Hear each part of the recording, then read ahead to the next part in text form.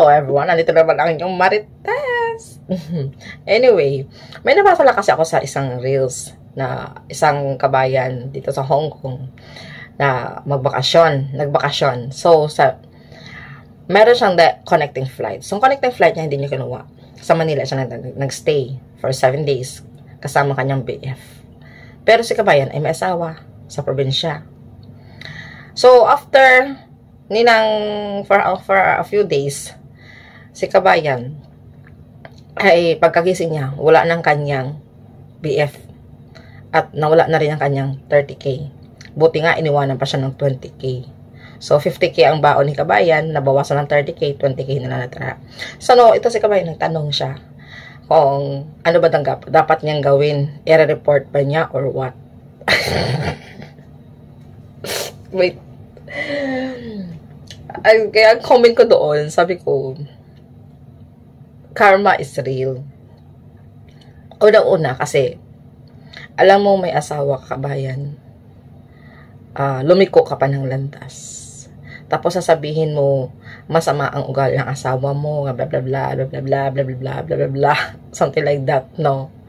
Well, which is wrong talaga yan. Ay, kung masama ang ugali niya, bakit mo minahal ang isang tao? No? So, hindi mo gawing reason na masama ugali ng asawa mo para maghanap ka ng iba. Hindi talaga reason.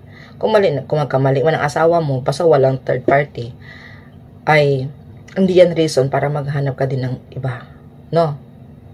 Maling-mali talaga yan siya.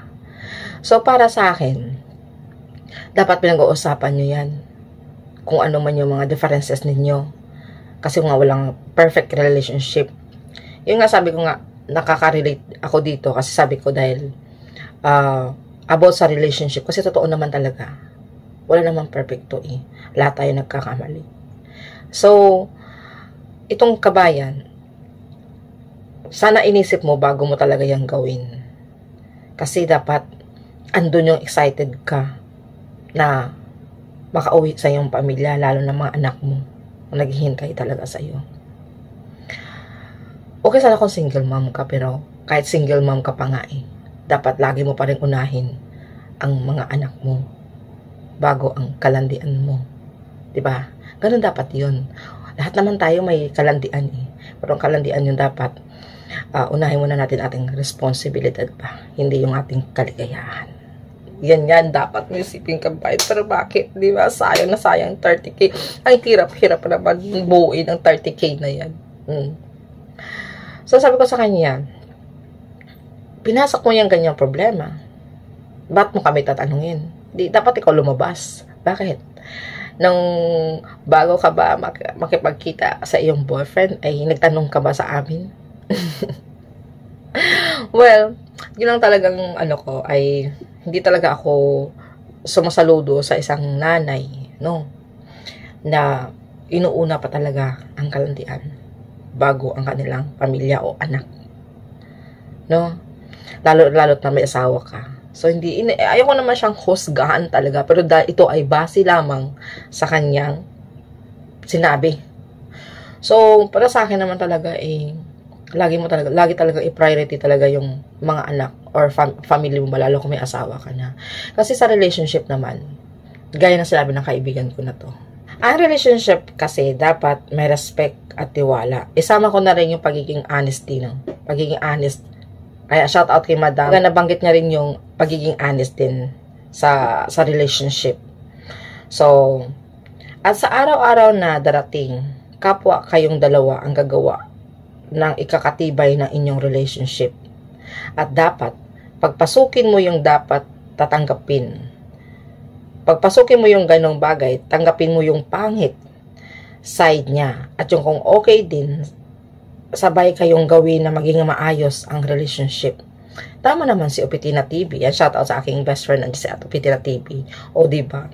Yan mga best friend ko. Kasi mga luka-luka lang ako, pero mga best friend ko yan. Mga mamatatino yan. Mag-isip. Gano'n naman talaga, di ba? So, totoo yun. Sinasabi niya, dapat tatanggapin natin yung negative sides ng ating partner. So, ito pang sinabi niya. Kumbaga kasi kung hindi mo kasi tatanggapin yung kanyang negative sides, mahihirapan ka talagang i-work out or hindi mag-grow ang inyong relationship pagdating sa ganyan. So, ito pang sinabi ni Opitina TV.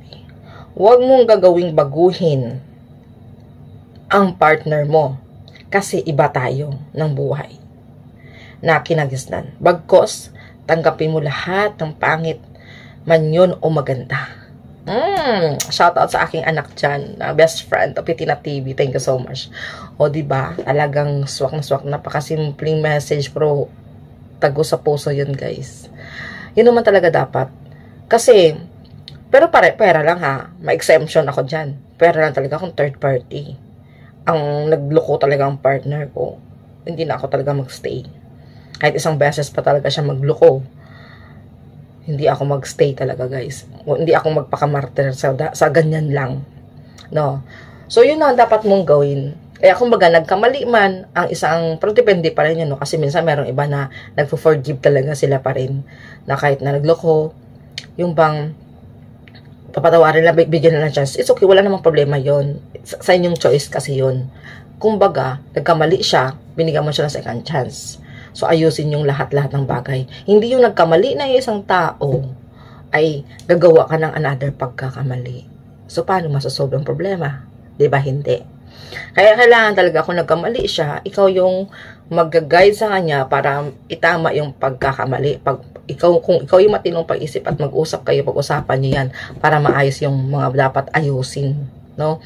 Kasi wala naman perfect na relationship talaga. Lahat naman tayo kumbaga, both sides nagkakamali din. Ang masasabi ko talaga ay, kung may mga anak ka talaga, unahin mo talaga yung anak mo. Lalong-lalo na responsibilidad natin para sa kanila. Unahin talaga natin yun. No? Ay, kaya, lesson learned talaga yan na huwag basta-basta lang makipag-meet. Lalong-lalo na kung may asawa ka. No, okay lang sana kung wala na talaga kayo ng asawa mo, yung pinasok mo yung makipagrelasyon na, yung clear na ba, na may ano ito? May final kayong usapan ng other side, na blah blah, hindi na talaga mag-work, or blah blah, etc. Something like that. Yung mga valid reason ba? Pero yung ganyan, na kayo pa talaga ng asawa mo, tapos naghanap ka ng iba, dahil sa pangit ng ugali niya, it's a big no. Ex talaga yan, girl. Dapat, ayusin mo na lang yung family mo, kasi, iba pa rin talaga yung buo, ang pamilya. Yun lang. Ay,